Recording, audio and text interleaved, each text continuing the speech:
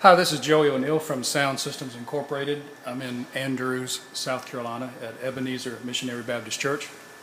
We've just completed a sound and video system for the new fellowship hall attachment for the church. And I'm going to give you a general overview of how to operate mainly the sound system, and we're going to touch on some of the video system in this.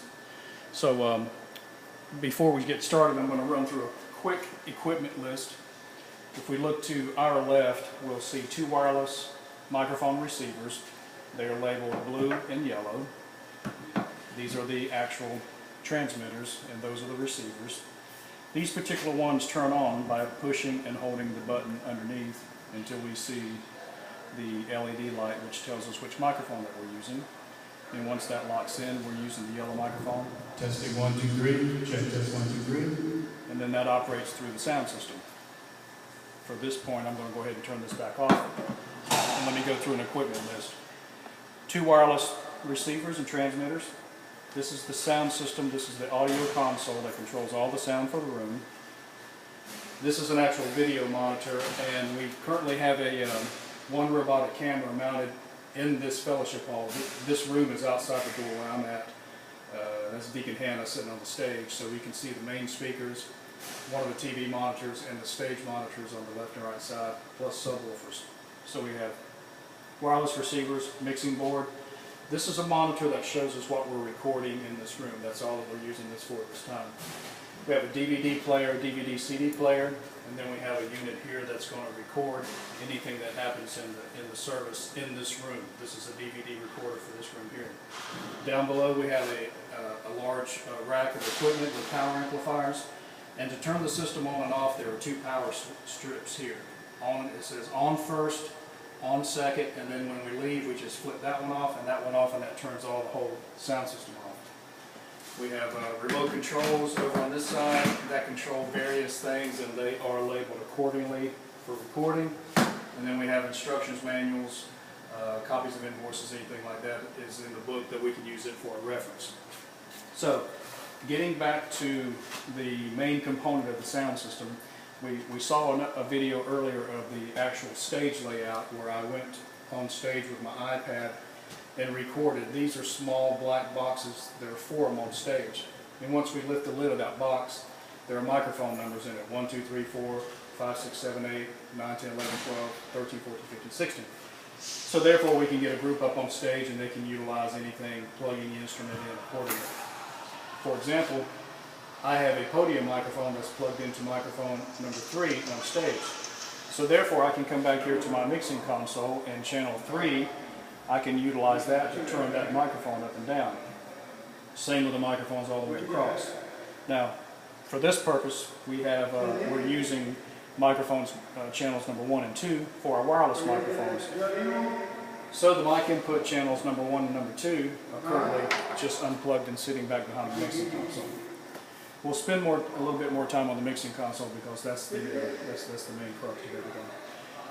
So to make sure we're clear, a couple wireless microphones, 3 through 15 are our stage inputs.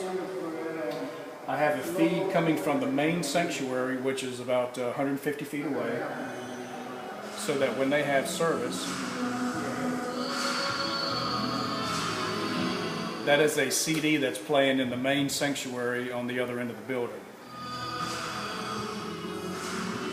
Because we also have a camera in the main sanctuary, and we're going to treat this room as overflow. So if the church has a special event, they can come in this room, see and hear what's happening in the main sanctuary.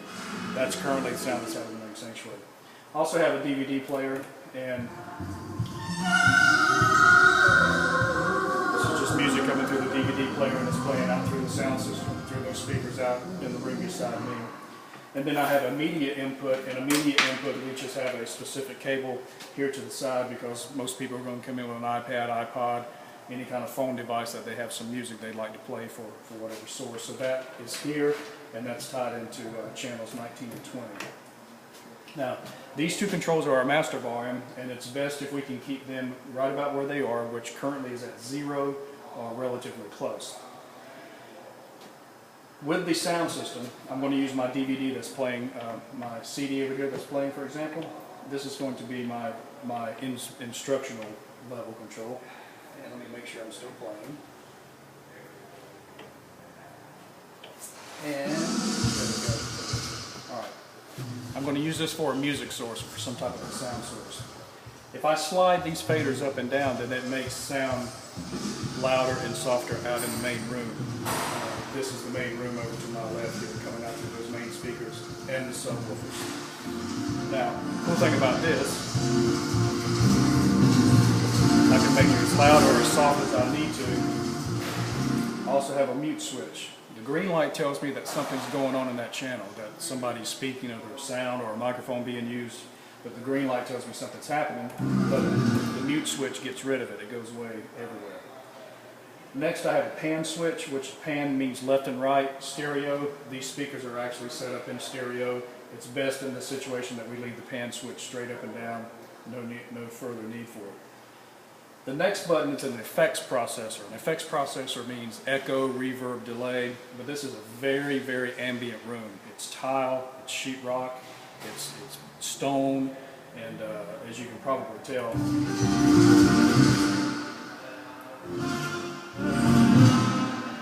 by that we have a very reverberant room, a very live room, so there's no need for any effects whatsoever.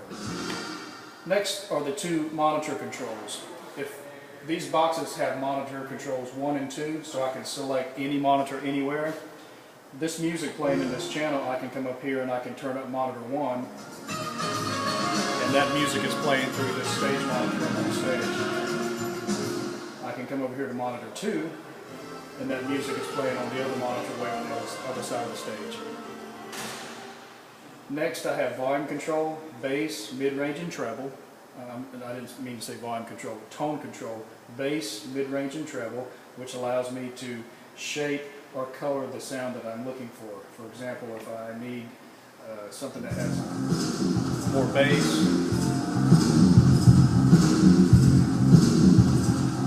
less bass, more treble.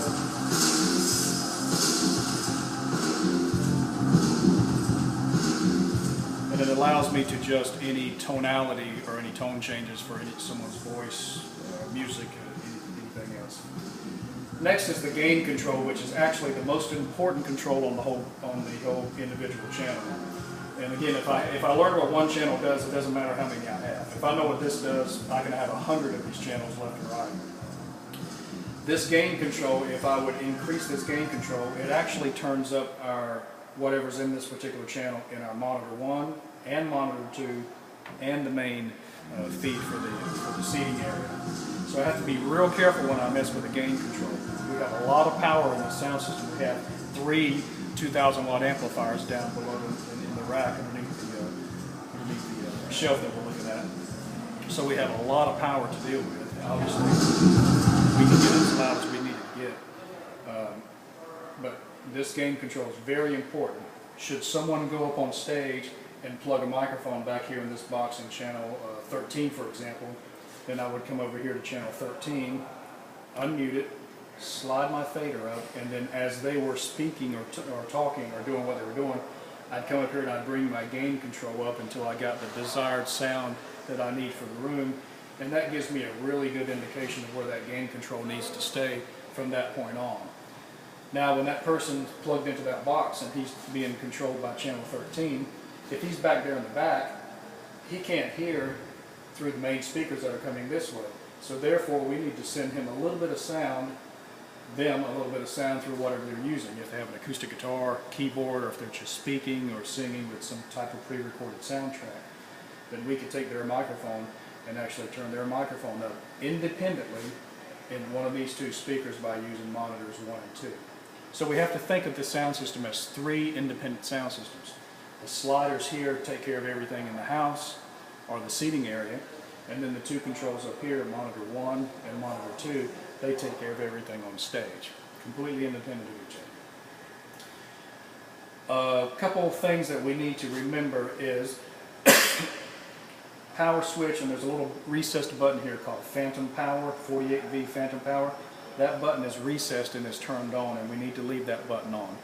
The reason That type of a microphone, that podium style microphone, is called a condenser microphone, and it requires 48 volts of power to activate it to make it work. Other mics don't require it, but when we turn that on, it uses it for the whole entire mixer, for the whole entire board. There's a USB output on this mixer, which is great. In the future, we may want to do some live streaming or some recording or anything direct to some type of computer system. And the USB output allows us to do those. A couple tricks on this mixer that we need to be aware of.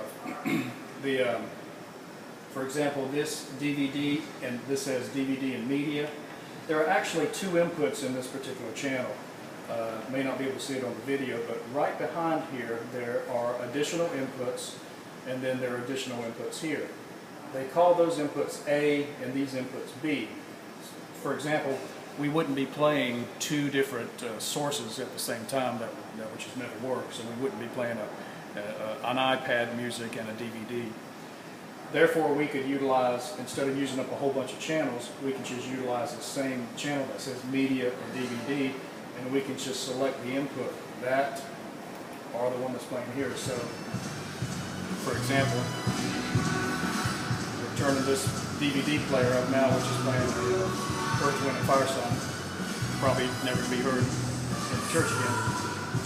And if I switch the switch to A input, then whatever device I'd had plugged into that would now be playing. So I can toggle back and forth between sources in order to not use up very many channels of the mixer. Okay, that's a general overview of the mixer. We have recording out. We are also sending a signal out and down to a small 70 volt amplifier down here, and that 70 volt amplifier also sends sound to the deacon's office, to the pastor's office, and 2 or 3 other locations. Therefore, they can go into those rooms, turn a volume control up, and then they can hear and see on TVs. We have TVs at those locations also, what's happening in this room or the main sanctuary. Okay, that's a general overview of the mixer. I do want to cover the wireless microphones. Like I said, there are 2 microphones, and they operate off AA batteries. You should realize about 6 hours, 5-6 hours on the wireless microphones. The AA batteries are replaced for what I just showed you. The small switch on the bottom, we like using these because they don't have any kind of a recessed or rubber switch. Once you turn it on, the microphone is active. Testing 1, 2, 3, 4. And I'm using the yellow microphone. Test 1, 2, 3, 4, 5, 6. Now I've muted the microphone so it's not heard anywhere else in the sound system. Testing 1, 2, 3, 4. Now we're back up and live. And the nice thing about these microphones, green means that we're good. Check 1, 2, and green means that we're good there. And if I would like to mute this microphone, I can just touch it easily, and then I have a red switch which tells me my microphone is muted, and I can do whatever I need to do. And if I touch it again, testing 1, 2, it's back live. So it's a 1-switch operation, very easy to do. Now if I'd like to turn the microphone off to save batteries and make sure that we're not just wasting time on it, I can push, hold it for 2 seconds, and it shuts off. Okay, that's the general overview of the sound system. It's pretty simple to operate. It's convenient that we can see the stage, so as I talk about what happens here, it's nice to see what happens on the staging area. Okay, that's it.